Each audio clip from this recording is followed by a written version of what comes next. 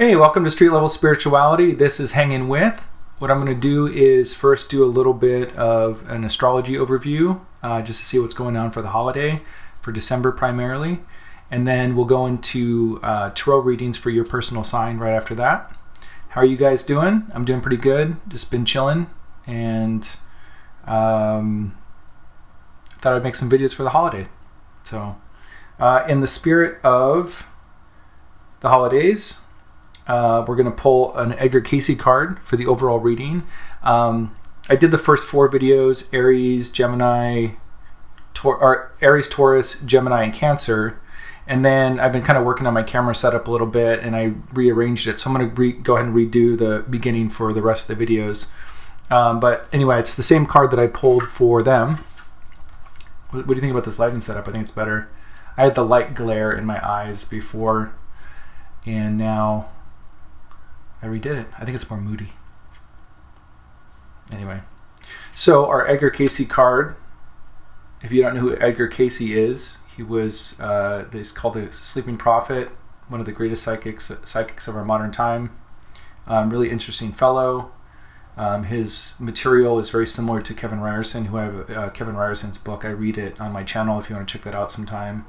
Really practical spiritual information, not all like super rainbowy and kind of ungrounded, but really grounded stuff about emotions and life and practicality and how to make the most out of being here when we're in the monkey suit. So anyway, the Edgar Cayce card for the month for everyone is, it's never too late to begin, even in an experience. For life and its experience is a continued and continuous effort. So anyway, so that's the card. And, you know, this has been the theme I've been noticing for the holidays in general with all these readings I've been doing. It's this idea that if we acknowledge ourselves as a spirit, as a spiritual being, then, you know, a spiritual being is not necessarily ever born, so it never dies. And in Gnostic teaching, they teach that, you know, that's kind of the resurrection. The resurrection occurs as we live and as we become aware that we're spirit beings, and as opposed to strictly identifying with the material and then having this feeling that kind of life is this arc, you know, it kind of comes up and descends, and we kind of lose our spirit in that process. You know, we get depressed, we only think about our mortality and death, and we don't really see opportunities on a daily basis, and we can kind of lose some of that pizzazz. So, you know, I like this. It's never too late to begin. So no matter where you are in your life, no matter how much you've been in a rut or stuck in any situation, you always have the opportunity, no matter what your age, to have that inquisitive spirit, because it goes from lifetime to lifetime. You carry that with you. You carry the curiosities, you carry the creativity and the exploration into refining a skill, or, you know, or whatever it is that your soul development is growing towards. So anyway, so it's a continued and continuous effort. So there you go. So today, in the spirit of the holidays, I just would like to promote the message of focusing on your spiritual nature, and that, you know, even though the physical body passes, the spirit body is here and eternal. So let's cultivate that spirit. Let's be curious. I'm doing that with these videos. I've really pushed myself to get back into this type of work and honor who I really am. And I hope that you're honoring yourself also, because it's really important to do that for your own well-being and as a gift to other people. So we can be gifts to each other in our presence. How's that for a holiday message? So anyway, so that's our general Edgar Cayce card for the day. So I just wanted to talk a little bit about the astrological aspects going on out there in the world right now, or coming up for the next month, sorry. So we had obviously November had a pretty intense Mercury retrograde cycle. We had some really good, nice Neptune energy from Neptune around the 20th of November. And then as we're moving into December, we have Jupiter leaving Sagittarius and entering Capricorn, which is, of course, where we're going to have the big Pluto Saturn conjunction in January that we're ramping up to, which has to do with secrets being revealed in government, and anything to do with any kind of radical transformation of old arcane structures, This is, government, any, old structures within ourselves that are being broken down. Pluto's going in there and breaking it up. So it's a great time for everybody, but we might see some really big secrets come out in government and things like that starting at the beginning of the year. So Jupiter is leaving Sagittarius, coming into Capricorn.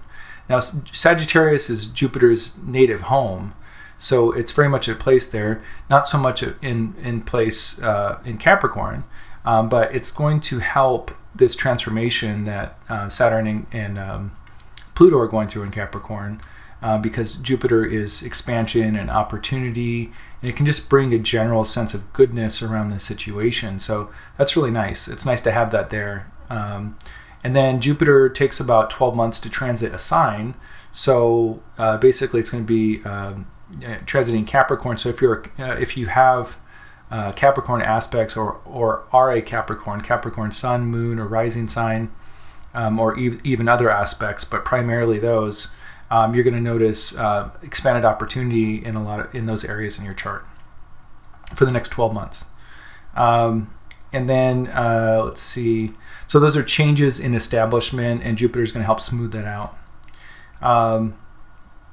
And then also, since Capricorn is very much career oriented, Jupiter is going to go in there and really smooth things out and create a lot of opportunities for career in the next 12 months. We have a full moon in Gemini on the 12th of December, and that full moon is aspected by Neptune, which I call Planet Hollywood.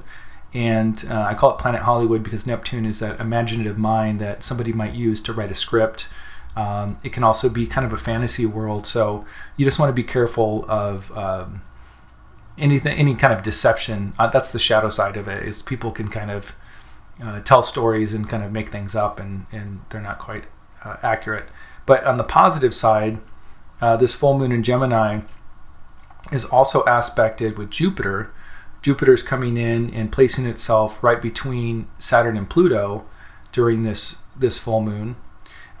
So there's some other areas also, with regards of Venus being there, especially during the holiday, is, be mindful of shopping and your values. So before you go out there into the holiday and start choosing what gifts you're picking, is maybe get a little, touch in with yourself and ask yourself about your values. What do you value? When you're selecting gifts for people, are you taking the time to reflect on their current spiritual state? What could possibly benefit them most? And maybe you want to make something. Maybe you want to make a Christmas card. Take the time to do something a little more mindful. But Venus has a lot to do with values and also material goods. So just research your values a little bit, check in with yourself, and then go out there and choose gifts from the heart and that are beneficial to people if you want to. It's up to you. And then we have Venus moving into Aquarius on December 20th. And so that's going to be a lot of love. There's a general, for instance, for the Gemini full moon, there's like a lot of kind of chattiness and intellectual conversation and connecting with people and just kind of chit-chatting. So that could be a lot of these kind of company parties or Christmas get-togethers or family.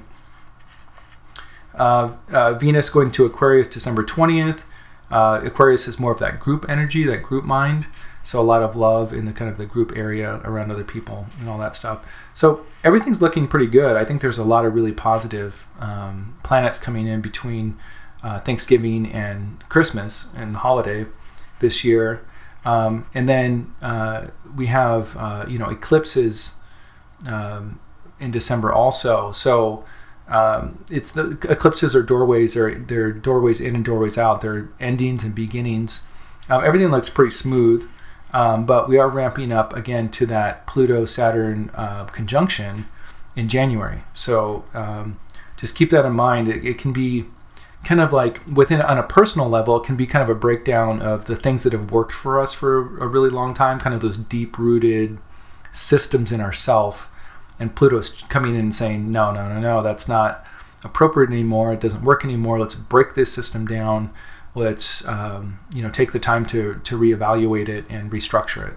And with a little tug of war of Saturn's responsibility and So there's a little bit of a tug of war there. But anyway, so it'll just give us an opportunity to break down these old patterns that really don't serve us anymore, especially around career and anything structural like that. After December 20th, after Venus goes into Aquarius, we have the solstice on December 21st, and slowly the days will be getting a little bit longer. Longer. So anyway, so that's the kind of the astro forecast for now. And then let's get right into your personal tarot readings for your sign. Welcome, Scorpio, to your personal tarot reading for the month of December, holiday time 2019. I just did a couple readings for Virgo and Libra, and they were extremely somber. Lots of really deep personal growth moving forward. And I'm so refreshed to see your initial cards for this reading. You're very sure-footed, and you've got your eye on something. You've seen something that you want to create a foundation for. You're seeing where you can be, what you can achieve. And I think that you have your eye set on something. This could be just a personal achievement that you'd like to accomplish. This could be something career-driven, but you've seen where you want to be, and you're absolutely confident, without a doubt, that you're going to be able to achieve it. So something's inspired you. You have a vision for something. And I'm so happy to see this, because it's like it just went from all this uncertainty into a reading that is extremely confident. Now, I don't really feel like you're going to have any problems whatsoever. The main thing here is your primary card is the Emperor, and this is a really solid foundation. This is moving forward and really being somebody who fulfills whatever this vision or goal is. So you're sure-footed about it. You're gonna accomplish it. I know you are. But what you have influencing it is the Two of Wands, and the Two of Wands is somebody who has to do the research and go out there and really figure out what it's going to take to achieve that particular goal. And when I went for a clarification card, interesting enough, is we got the very next card, which is the Three of Wands. So this is kind of that transition from preparation to actually getting out there and really testing your theories. Neither one is actually taking action yet, but these are the two primary steps of kind of getting involved with what it's going to take to accomplish something. So this is research, planning, getting out there in the world, seeing what works, getting some feedback, asking how it can be done and achieved, figure out what tools you need to achieve it. And this is really that planning stage. And I think that's really the main message here in your reading, is that you're sure-footed, you want to move forward, but make sure you do the due diligence and have the patience to temper yourself as you go out into the world and seek to achieve this particular goal that you have. So I'm really feeling this. This is like red, heavy, rooted, solid, strong, strength, confidence. This is somebody, I mean, I would not even try to get in the way of for a second. You guys are, whatever this is, man, you see it, you want to be it, it's going to happen. So, maybe you met someone and you're like, that's going to be my man. That's going to be my girl. I'm going to make this happen. You saw something that inspired you in a career and you said, I want to be that. I want to be a filmmaker. I'm going to go do that. And you're just dead set at making it happen. So with that kind of willpower and belief in yourself, it will happen for sure. Just make sure you take the time and you do the due diligence and you have the patience to really do the research you need to accomplish your goals. Maybe you're starting a YouTube channel. Maybe you're, whatever it might be. You're going to want to obviously study on how to film things. You're going to want to study how to advertise. You're going to want to study how to color correct, do sound, all those things. Just a simple example I could talk about. But whatever it is, you're going to make it happen. Good for you. Maybe it's a really amazing Christmas idea that came out of nowhere for your parent, your dad, or something like that. Something that's really going to touch his heart, and it's going to take planning and family contributing photos or, whatever it might be. I don't know. But you've seen something, you're going to make it happen. So before we get further into your reading, that's just the initial aspect of what the reading's about. I pull an Edgar Cayce card for everybody personally for their sign. This one in particular, I almost put back because sometimes Edgar Cayce can speak kind of archaically or lots of thys and these and stuff like that. And it doesn't always make sense. So let's work through it together. Let's just go through it together. Okay, so the card says, here's the quote. He says, "Make many days brighter for others, and in making more in attune with love, you will make for thyself a surety in those things that take hold on peace, harmony, and joy." So we'll read it one more time quick. "Make many days brighter for others, and in making more in attune with love, you will make for thyself a surety in those things that take hold on peace, harmony, and joy." So what I'm getting out of this is that when we take the time to brighten other people's lives, and that when we are creating, the actions that we take are creating things that are more in tune with love, that it will create a sense of confidence in ourselves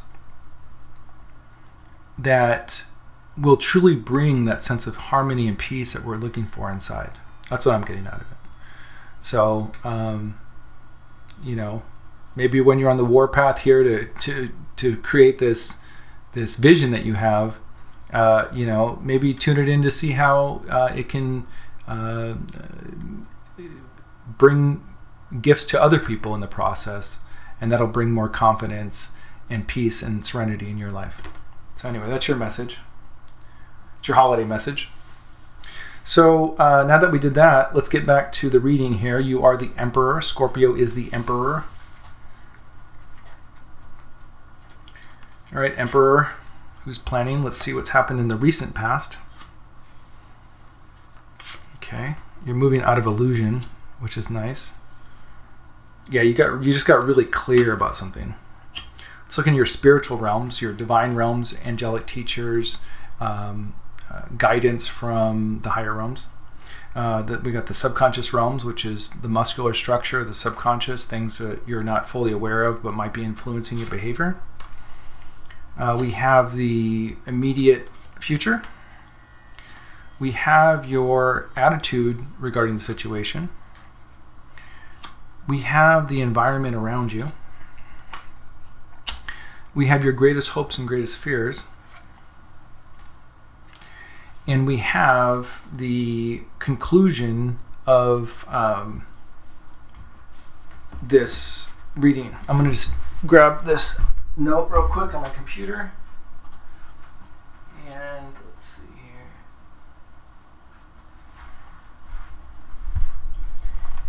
here. Okay. So, I think that the Two of Wands and the Three of Wands here are more than just a little bit of guidance. It's I wouldn't call it a warning, but it's something that you're going to have to take serious in moving forward with your plans.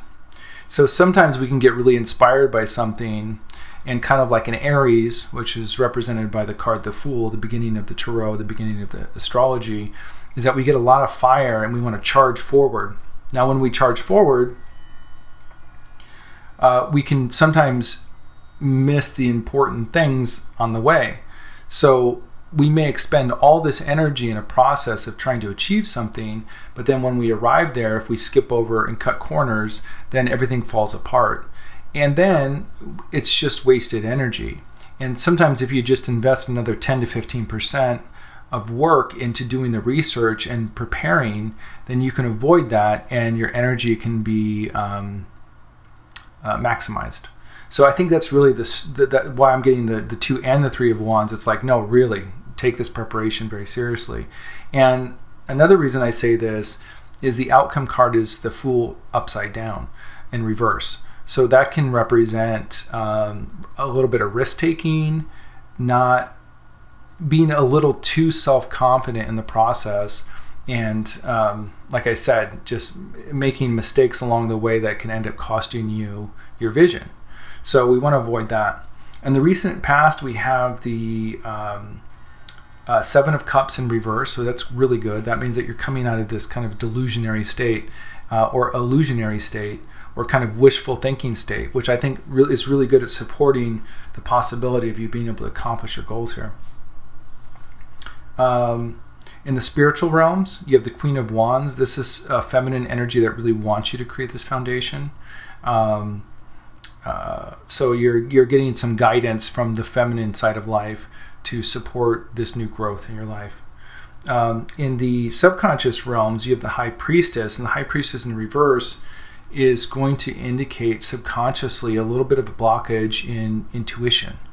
So sometimes we can get an idea that's so exciting, right?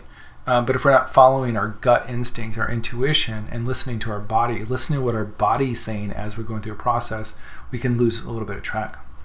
And then in the immediate future, there's the Two of Pentacles in reverse, which again can be, it can be also seen in a real positive aspect, and you're kind of coming out of juggling things and maybe into a little more balance. We'll just look at it that way. Your attitude in the situation is the King of Pentacles in reverse. So whatever this idea is, you might feel really confident about it, and you want to avoid any kind of arrogance or any kind of you don't want to be too myopic in bringing it out, whatever it may be.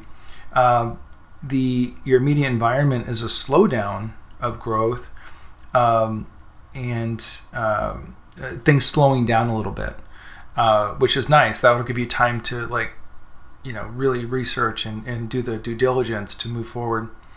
Your greatest hopes and fears is the Nine of Swords. So it's just, that you'll be able to come out of this period of any kind of mental unrest or anything that might have been troubling you in the past. And again, the Fool in reverse is your outcome card. Let's go and pull, and that's, you want to make sure that you're, I'll be real frank. You want to make sure you're not cocky in whatever you're doing, and that you're including and being sensitive to everybody involved in the process and doing your homework. You don't, like I said, you don't want to do all this stuff. Say you're like, oh, I want to throw a festival, right? And you're super excited. You're like, I got these 3 DJs and all this stuff, and we're super excited. And then you're not really doing the due diligence, and you don't really recognize that it's going to rain that weekend, and you didn't really have the extension cables you needed and things like that. All that hard work can be in vain. So that's what we want to avoid here. So let's get some clarifiers on your outcome here. Okay. So we have the Three of Cups. Yeah, slow down.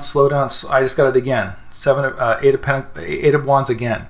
Slow down. That's the message I'm getting. Slow down. Whatever you're doing, slow down. You're going to do this. You have the solid footing to do it. Prepare, slow down. Again, same exact card. Look at the High Priestess in reverse.